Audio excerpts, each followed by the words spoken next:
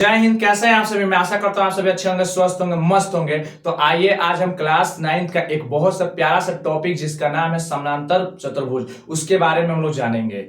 उस पर एक क्षेत्रफल का फॉर्मूला लगता है, वो निकालना सीखेंगे। किस तरह से निकाला जाता है उसका फॉर्मूला मैं आज इसी वीडियो में आपको बताऊंगा, और किसे कहा जाता है वो भी बताऊंगा। ये बहुत ही छोटा सा एक वीडियो होने वाला है, ध्यान से देखिएगा। चलिए सबसे पहले हम लोग जानेंगे समानांतर चतुर्भुज। सबसे पहले जानेंगे चतुर्भुज किसे कहा जाता है। सबसे पहले बात करेंगे चतुर्भुज। टॉपिक रहेगा सबसे पहले चतुर्भुज। चतुर्भुज, ठीक है, ये हम लोग का हो गया चतुर्भुज। देखिए परिभाषा, परिभाषा क्या होगा इसका, ध्यान दीजिएगा। लिखेंगे चार भुजाओं से घिरी हुई बंद आकृति को, बंद आकृति को चतुर्भुज कहते हैं। क्या कहते हैं? चतुर्भुज कहते हैं। चतुर्भुज कहते हैं। जैसे में पूछा जाए तो क्या होगा? समानांतर चतुर्भुज, समानांतर चतुर्भुज, आयत, कमा वर्ग, कमा समलंब चतुर्भुज,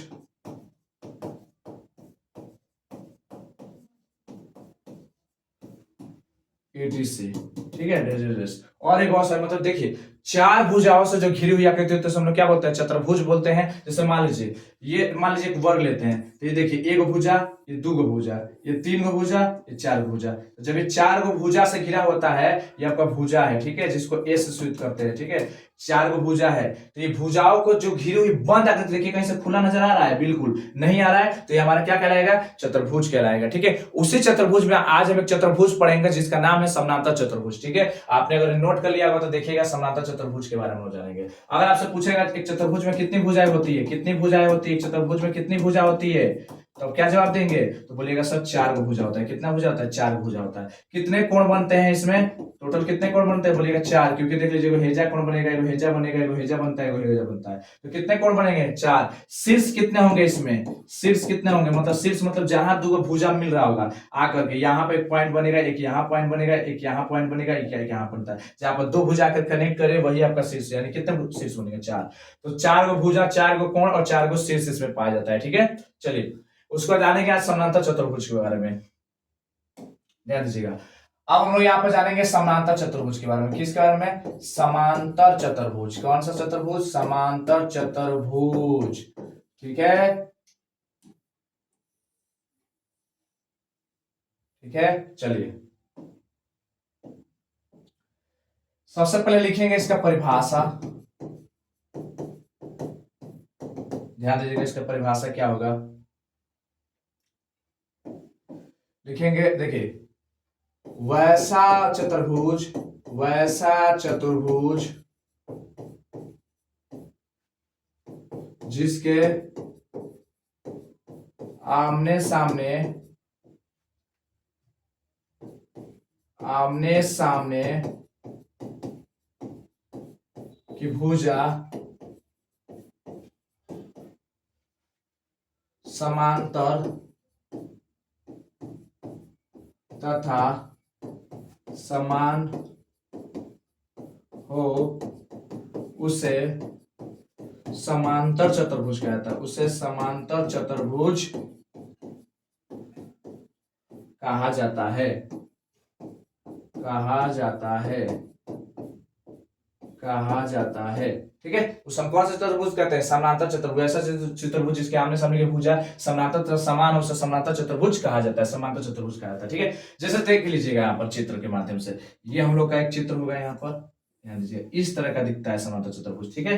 अब मान लीजिए इसमें ये आपकी ए भुजा हो गई, ध्यान दीजिएगा यहाँ पर, ये आपकी क्या हो गई? ए भुजा हो गई, ये आपका बी, ये आपका सी, और ये आपका क्या?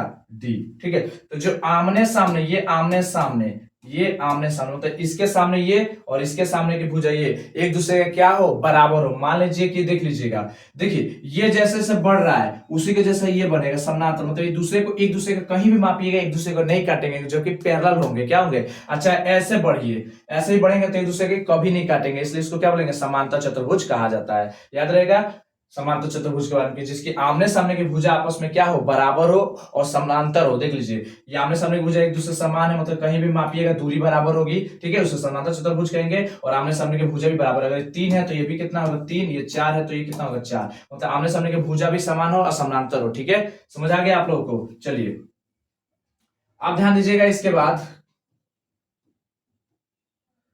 अब इसके बाद यहाँ पर ध्यान देंगे कि देखिए ये तो हो गया, इसके चतुर्भुज को जान गए, लेकिन अब इसमें देखिए सवाल कैसे आते हैं और आपसे क्वेश्चन करते हैं। देखिए इसमें सवाल बनाने के लिए क्या आता है कि देखिए ये आपका चतुर्भुज हो गया, जब किसी भी शीर्ष बिंदु से dot dot dot dot dot dot dot dot करके ऐसा कुछ गिराते हैं ना, तो यहाँ पे 90 डिग्री का बनता है, बताइए, जिसको हम लोग नाम देते हैं लंब, या ऊंचाई भी बोल सकते हैं हम इसकी, क्या बोल सकते हैं, ऊंचाई।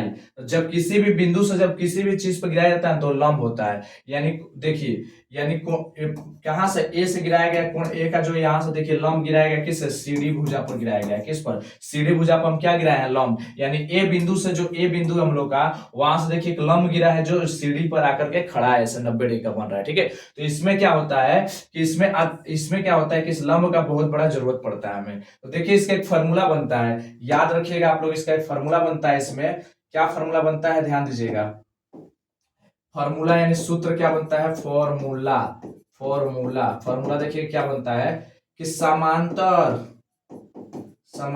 चतुर्भुज का क्षेत्रफल बराबर होता है क्या, आधार गुणे ऊंचाई। क्या होता है, आधार गुणे ऊंचाई। इसका फॉर्मूला क्या होता है, आधार गुणे ऊंचाई, जिसको इंग्लिश में चाहे आप ऐसे भी लिख सकते हैं, याद करके ऐसे भी लिख सकते हैं, याद करके उसे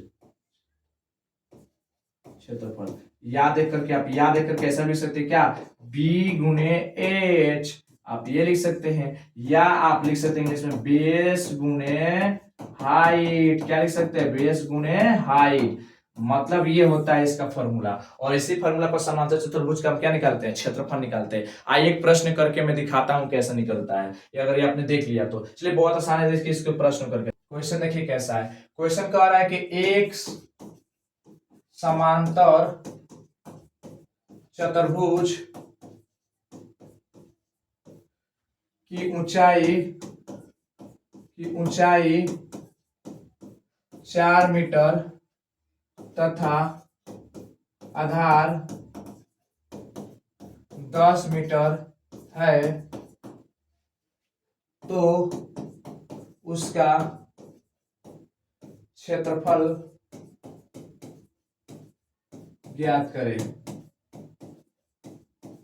ये आ गया क्वेश्चन आपके सामने। इसको अगर फटाक देने सॉल्यूशन लिख देंगे हम लोग, देखिए क्या करेंगे। सबसे पहले देखिए एक समांतर चतुर्भुज बनाएंगे, ये वाला हम लोग का समांतर चतुर्भुज हुआ, ठीक है, ये हम लोग का समांतर चतुर्भुज। मान लीजिए यहां से कोई लंब गिरा है ऐसे, ठीक है, इसकी हाइट कितना दिया गया है 4 मीटर, जिसको मान लेंगे 4 मीटर। जिस पर गिर रहा है उसको क्या मान लेंगे 10 मीटर, क्योंकि आपका बेस है, ये आपका एच हो गया, ये आपका क्या हो गया बी हो गया, आधार हो गया, ठीक है, ये हुआ। अब देखिए लिखेंगे यहाँ पर दिया है, सबसे पहले लिख देंगे दिया है। अब देखिए क्या दिया है, लिखेंगे कि समांतर